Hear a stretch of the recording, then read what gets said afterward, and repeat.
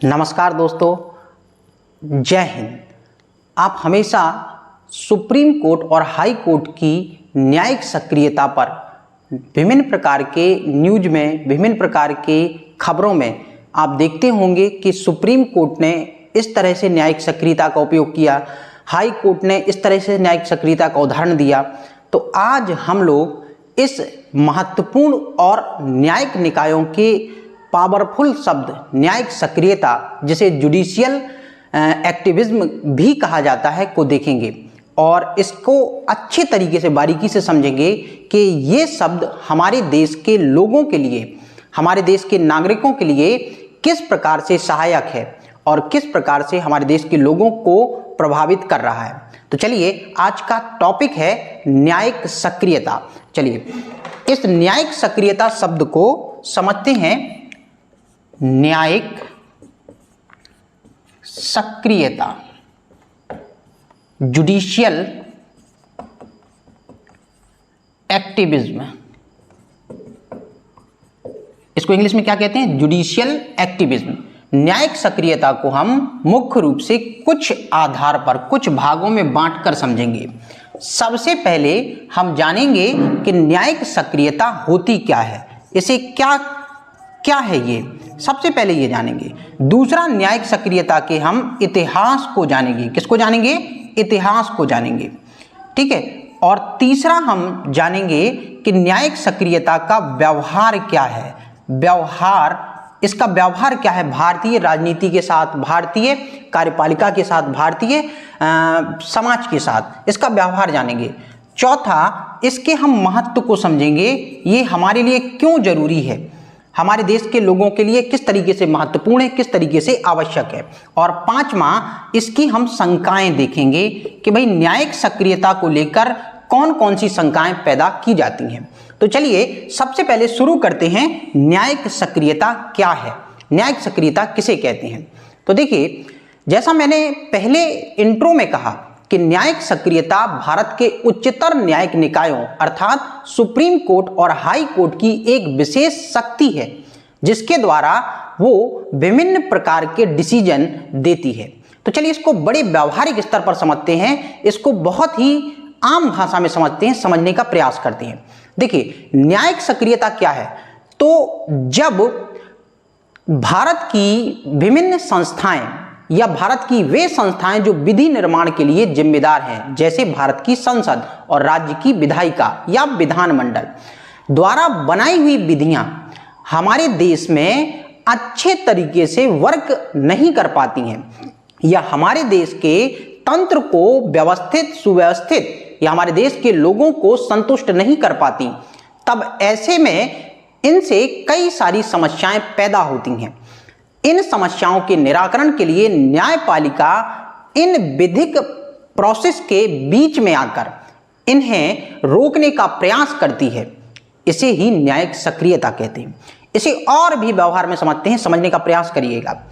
हमारे देश में, हमारा देश भारत एक बहुसंस्कृति का देश है, जिसमें बहुत सारे धर्म रहते हैं, बहुत सारी जातियां रहती हैं, बहुत सारी परंपराओं के लोग रहते हैं। इन धर्म, जातियों और परंपराओं के लोगों में कई तरह की भिन्नताएं हैं और इन भिन्नताओं में जो विभिन्न प्रकार के वर्गों की भिन्नता है, विभिन्न प्रकार की जातिगत भिन्नता है, विभिन्न प्रकार की सामाजिक विविधता है, इन वर्गों में इनकी बहुत सारी समस्याएं हैं, बहुत सारी समस्याएं हैं। इन समस्याओं का निराकरण करने के लिए लोकतांत्रिक सरकार द्वारा, हम कह सकते हैं भारत के संविधान द्वारा लोकतांत्रिक सरकारों को, केंद्र में केंद्र सरकार को और राज्य में राज्य सरकारों को ये विशेष शक्तियां दी हैं कि इनकी समस्याओं के निराकरण के लिए समय समय पर कई विधियों का निर्माण करें या नई विधियों का निर्माण करें।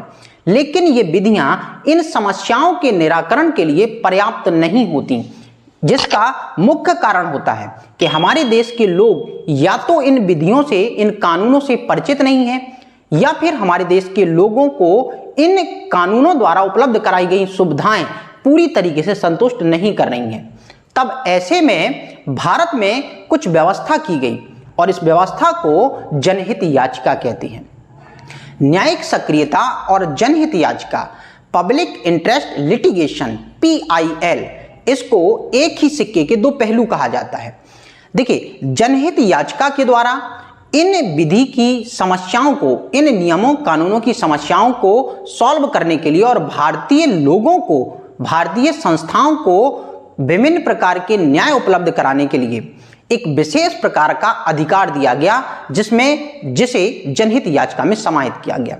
जब जनहित याचिकाएं न्यायालय में पेश की जाने लगी तो न्यायालय भी न्यायिक सक्रियता के आधार पर कार्यपालिका और विधायिका के कार्यों में हस्तक्षेप करके न्याय को स्थापित करने के लिए क्या करने लगा, न्यायिक सक्रियता को बढ़ चढ़कर प्रस्तुत करने लगा।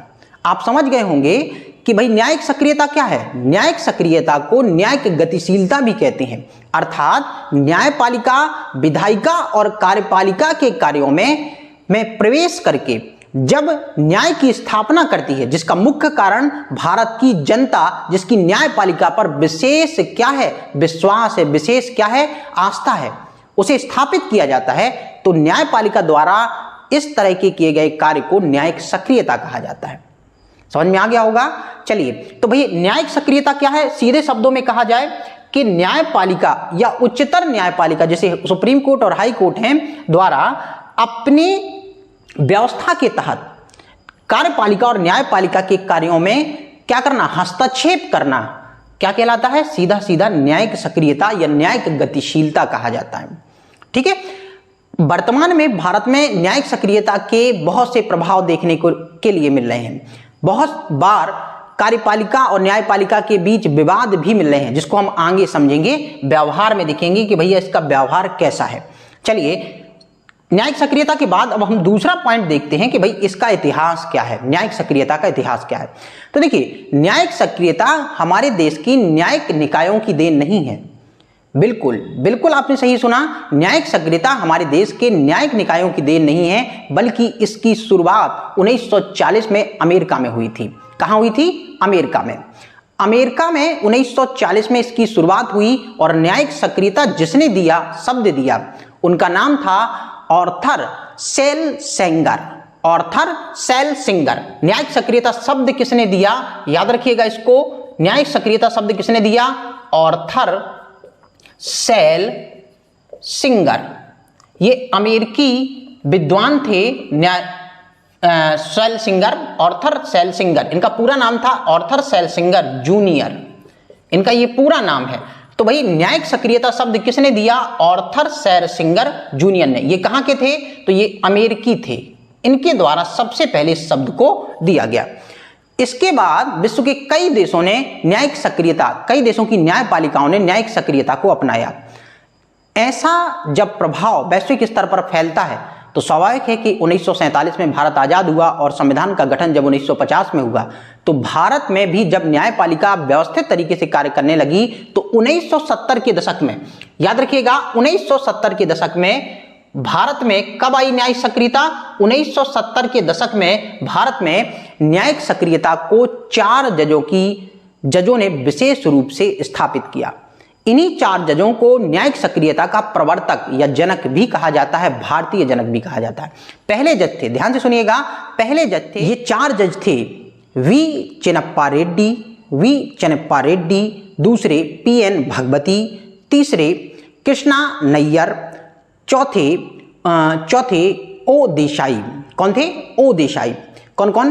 पीएन भगवती पहले, दूसरे चिन्नप्पा रेड्डी, तीसरे कृष्णा नैयर, चौथे देसाई। ये चारों के चारों जज, देसाई, चिन्नप्पा रेड्डी, भगवती और कृष्णा नैयर, इन चारों जजों को भारत में न्यायिक सक्रियता का क्या कहा जाता है? प्रवर्तक या जनक कहा जाता है। 1970 के दशक के बाद भारत में कई बार न्यायपालिका द्वारा न्यायिक सक्रियता का उदाहरण दिया गया है। बहुत से ऐसे कारण बने जिनमें न्यायपालिका ने बढ़ चढ़कर हमारे देश में न्यायिक सक्रियता को स्थापित किया है, पुनर्स्थापित किया है या व्यवस्थित किया है। इसके बाद देखिए, इतिहास इसका हो गया, क्या है ये हो गया। अब देखते हैं हम इसका व्यवहार। देखिए, व्यवहार देखने के लिए हमें सबसे पहले अपने इस तंत्र को समझना पड़ेगा।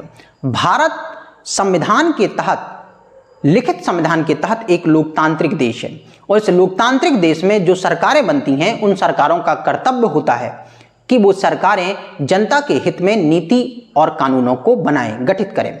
इसी के तहत सरकारें संसद नामक संस्था द्वारा केंद्र में और राज्य में विधानसभा या विधानमंडल द्वारा राज्य में विभिन्न नियमों और कानूनों को बनाती है। लेकिन फिर भी कुछ ऐसे विषय रह जाते हैं, जैसे, ध्यान से सुनिएगा, जैसे महिलाओं के अधिकार, बाल शोषण, दहेज प्रथा, जैसे जनहित याचिकाएं, जैसे मानवाधिकार, मौलिक अधिकार और भी बहुत सारे ऐसे मुद्दे हैं जिनको लेकर जनता हमेशा न्यायपालिका की ओर आशा की नज़र से देखती है। अब भाई न्यायपालिका भारत में क्या है? तो न्यायपालिका भारत में जनता के विश्वास का नाम है। अब ऐसे विश्वास को पूरा करने के लिए न्यायपालिका संसद द्वारा या विधानमंडल द्वारा बनाई हुई विधियों की क्या करती है? परीक्षण करती है, उसकी जांच करती है, और जांच करने के दौरान जहां कमियां नजर आती हैं उन कमियों को ठीक करने के लिए न्यायपालिका विधानमंडल और संसद को क्या करती है? आदेशित करती है। ऐसा क्यों? तो देखिए, संविधान के अनुच्छेद 50 में, नीति निर्देशक तत्वों के अंतर्गत अनुच्छेद 50 में कार्यपालिका को न्यायपालिका से, या हम कह सकते हैं कि न्यायपालिका को कार्यपालिका के कार्यों से पृथक किया गया है। लेकिन फिर भी कुछ ऐसे मामले, लोकहित के मामले, जनहित के मामले, सार्वजनिक हित के मामले होते हैं जिनमें न्यायपालिका को आना ही पड़ता है। और जब न्यायपालिका आगे कदम बढ़ाती है तो भाई अपनी सीमा का उल्लंघन करती है। अनुच्छेद 50 का किसी ना किसी रूप में अनुच्छेद 50 की भावना को कम करती है, और जब भाई अपनी सीमा का उल्लंघन करेगी तो दूसरी की सीमाओं में जाएगी। ठीक वैसे ही जैसे किसी एक स्लॉट में प्लॉट कटे हुए हैं, तो एक प्लॉट वाला अपनी सीमाओं को बढ़ाए तो निश्चित रूप से दूसरे प्लॉट वाले की सीमा में जाएगा, और जब दूसरे की प्लॉट की सीमा में जाएगा तो भाई दूसरा प्लॉट वाला शांत नहीं रहेगा। ऐसे ही न्यायिक सक्रियता द्वारा, न्यायपालिका द्वारा अत्यधिक सक्रियता दिखाने के कारण, न्यायिक सक्रियता दिखाने के कारण कार्यपालिका या विधायिका को न्यायपालिका की इस निर्णय करने की शक्ति पर हमेशा शंका बनी रहती है, हमेशा दिक्कत बनी रहती है। लेकिन अगर हम देखें तो न्यायिक सक्रियता को क्यों लाया गया, या भारत में न्यायिक सक्रियता क्यों प्रभावी है? तो भाई न्यायिक सक्रियता इसलिए प्रभावी है क्योंकि लोग न्यायपालिका की ओर आशा की नजरों से देख रहे हैं, इसीलिए न्यायिक सक्रियता अधिक क्या है? बलवती है, प्रभावी है। तो व्यवहार में देखा जाए तो न्यायिक सक्रियता भारत के उन लोगों को न्याय दिलाने का कार्य कर रही है, भारत की उन लोगों की अपीलें सुन रही है जो लोग किसी ना किसी रूप से संसद की कानून बनाने की प्रोसेस में बाहर हो गए हैं या उन्हें पूरी तरीके से न्याय नहीं मिला है। ठीक है, अब देखते हैं भाई, हमने इसका व्यवहार देखा कि भाई इसका व्यवहार क्या है। तो इसका व्यवहार क्या है? इसका व्यवहार ये है कि ये लोगों को बड़े पैमाने पर, व्यक्तिगत नहीं, सामूहिक स्तर पर बड़े पैमाने पर संस्थाओं को, है ना, चाहे वो सरकारी तंत्र हो उसके विरुद्ध हो या फिर किसी और तंत्र के विरुद्ध हो उसके विरुद्ध हो, क्या करती है? न्याय दिलाने का काम करती है। ये न्याय कौन दिलाता है भाई? भारत के केंद्र के स्तर पर केंद्रीय न्यायपालिका अर्थात सर्वोच्च न्यायालय, और राज्य के स्तर पर राज्य की सर्वोच्च न्यायिक निकाय अर्थात हाई कोर्ट द्वारा ये न्याय की व्यवस्था की जाती है। अब इस न्याय की व्यवस्था को दो तरीके से देखा जाता है। पहला देखा जाता है कि न्यायपालिका स्वयं से, अपनी स्वप्रेरणा से न्यायिक सक्रियता का उदाहरण दे। जैसे कहीं भारत में पर्यावरण की क्षति हो रही है तो न्यायपालिका उस क्षेत्र के पक्ष में जाकर पर्यावरण की कम से कम क्षति के लिए क्या कर सकती है? विधायिका को या सरकार को आदेश दे सकती है। इसके अलावा आपने देखा होगा दिल्ली में वायु प्रदूषण बहुत तेजी से बढ़ रहा है, तो वायु प्रदूषण को कम करने के लिए भी न्यायपालिका क्या कह सकती है? विभिन्न प्रकार के निर्देश सरकारों को दे सकती है। इसके अलावा भी अगर किसी उपभोक्ता को भारत सरकार के किसी सेवा से या किसी कंपनी की सेवा से कोई दिक्कत है, तब जनहित याचिका लगाकर जानकारी दी जाती है या कंपनी के बारे में समझाया जाता है। तो भाई ऐसे में क्या होता है? न्यायिक सक्रियता के हमारे देश में आवश्यकता या व्यवहार को देखा जाता है कि भाई न्यायपालिका किस तरीके का व्यवहार भारत के विभिन्न लोगों के लिए न्यायिक सक्रियता के तहत उपलब्ध करा रही है। चलिए अगला देखते हैं भाई, इसका महत्व क्या है। इसका महत्व देखते हैं तो भाई न्यायिक सक्रियता भारतीय लोगों के लिए तो वरदान है ना। कैसे वरदान है? तो भाई भारत के लोग केवल कानून लिखने से केवल कानून बनाने से अगर भारत के लोग उन चीज़ों को समझते तो कोई समस्या ही नहीं होती, भारत के लोग उन कानूनों के तहत अपील कर पाते। लेकिन कुछ चीज़ें ऐसी होती हैं जिन्हें हम नहीं समझते या हम लागू नहीं करवा सकते, भले ही हमको अधिकार है, उन्हें लागू करवाने के लिए न्यायपालिका की तरफ देखना आवश्यक होता है। तो मैंने कहा कि न्यायिक सक्रियता भारतीय जनमानस के लिए तो वरदान है, वास्तविक रूप से न्यायिक सक्रियता के बदौलत कार्यपालिका विधि बनाने की सीमा में रहकर कार्य करती है, क्योंकि उसे डर होता है कि अगर लोक कल्याणकारी कार्य में किसी भी प्रकार की उपेक्षा की गई या कमी की गई तो क्या होगा, निश्चित तौर पर न्यायपालिका इस बात पर प्रश्न चिन्ह लगाएगी। जैसे 2G घोटाले हुए, कोयला घोटाला हुआ, स्पेक्ट्रम घोटाला हुआ, इनमें जब विधायिका या सरकार कुछ अपना रवैया ढीला दिखाई दिया सरकार का, तो न्यायपालिका ने आगे बढ़कर इन पर तेजी लाने के लिए कहा। ऐसे बहुत से मामले हैं जिनमें न्याय सक्रियता से हमारे देश को लाभ हुआ है, हमारे देश के नागरिकों को लाभ हुआ है, हमारे देश के निकायों को लाभ हुआ है। तो न्यायिक सक्रियता वास्तविक रूप से हमारे देश के लिए क्या है, एक बहुत अच्छी भूमिका अदा करने में पूरी तरीके से सक्षम हो रही है। चलिए अगला देखते हैं, महत्व के बाद देखते हैं हम अगला शंकाएं क्या है। तो भाई शंकाएं ये हैं, हमेशा कोई अपनी शक्ति का या शक्ति की सीमाओं का उल्लंघन करता है तो उस उल्लंघन की सीमा पर लोकतांत्रिक देशों में ज्यादा ही शंकाएं पैदा की जाती हैं। जैसे न्यायपालिका द्वारा अपनी सीमाओं का उल्लंघन करके कार्यपालिका और विधायिका के कार्यों में हस्तक्षेप किया गया, तो भाई अब ये शंका पैदा हो गई कि क्या जनहित याचिका या न्यायिक सक्रियता के द्वारा न्यायपालिका अपनी अधिकार सीमा को विस्तार करने वाली है, या क्या न्यायपालिका अब न्याय करने के साथ साथ विधि निर्माण के कार्य में भी अपना हस्तक्षेप करेगी, या फिर क्या न्यायपालिका अत्यधिक शक्तिशाली हो जाएगी, अत्यधिक महत्वशील हो जाएगी, और ऐसे में जो लोकतांत्रिक सरकारें हैं क्या वो गौण हो जाएंगी, लोगों की नज़र से क्या वो कम हो जाएंगी। तो शंकाएं बहुत सारी हैं, क्यों, क्योंकि न्यायपालिका की शक्ति है ये, और न्यायपालिका की शक्ति के तहत न्यायपालिका बढ़ चढ़कर इसमें काम करती है, समाज सुधार के क्षेत्र में कार्य करती है। और समाज सुधार के क्षेत्र में कार्य करना न्यायपालिका का कार्य नहीं है, वास्तविक रूप से संविधान के तहत ये काम देश की सरकार का है। तो ऐसे में न्यायपालिका को लेकर कई सारी शंकाएं भी पैदा की जाती हैं। इसके साथ साथ हमें ये समझना पड़ेगा, अब हम सबका निष्कर्ष देखते हैं, इसके साथ साथ हमें यह समझना पड़ेगा कि हमें न्यायिक सक्रियता की आवश्यकता है भी या नहीं है, या ये जो शंकाएं इसके साथ लगाई जा रही हैं वो सही है या नहीं है। तो देखिए, भारत एक लोकतांत्रिक देश है, भारत में बहुत से लोग रहते हैं, बहुत से धर्मों के लोग रहते हैं, और ऐसे में उन धर्मों के लोगों, जातियों के लोगों, वर्गों के लोगों, संप्रदायों के लोगों की समस्याएं पृथक पृथक हैं, और सरकार द्वारा एक समान विधि को लागू किया गया है। और जब एक समान विधि को लागू किया गया है तो किसी एक पक्ष द्वारा अपने अधिकारों का अत्यधिक संरक्षण करना निश्चित रूप से दूसरे के अधिकारों का हनन करना कहलाता है, या हनन होना होता है। ऐसे में भाई जिसका काम न्याय को स्थापित करना है, समानता लानी है, उसके द्वारा अगर सक्रियताएं दिखाई जाएंगी तो निश्चित तौर पर यह हमारे समाज के लिए अच्छा है। लेकिन यह याद रखना पड़ेगा कि न्यायपालिका अपनी अधिकारता सीमा का बार बार उल्लंघन ना करे, जिससे हमारा संवैधानिक तंत्र जो है वो अव्यवस्थित हो जाए। या हम कह सकते हैं कि न्यायिक सक्रियता के आधार पर न्यायिक उत्सुकता का उदाहरण कम से कम दिखाई दे। न्यायिक उत्सुकता मतलब अधिक से अधिक कार्यपालिका और विधायिका के कार्यों में हस्तक्षेप करना। इससे क्या होगा, न्यायिक सक्रियता भी खतरे में आ जाएगी। बाकी हमारे देश में जनहित याचिका जैसी व्यवस्थाएं हैं, और जनहित याचिका के तहत हम किसी भी न्यायिक निकाय के तहत, किसी भी संस्थान के तहत, कोई एक संस्थान दूसरे संस्थान के तहत लोक हित में किसी भी प्रकार की जनहित याचिका न्यायालय में दायर कर सकते हैं, जिससे न्यायिक सक्रियता भी कार्य करेगी और तंत्र व्यवस्थित रहेगा।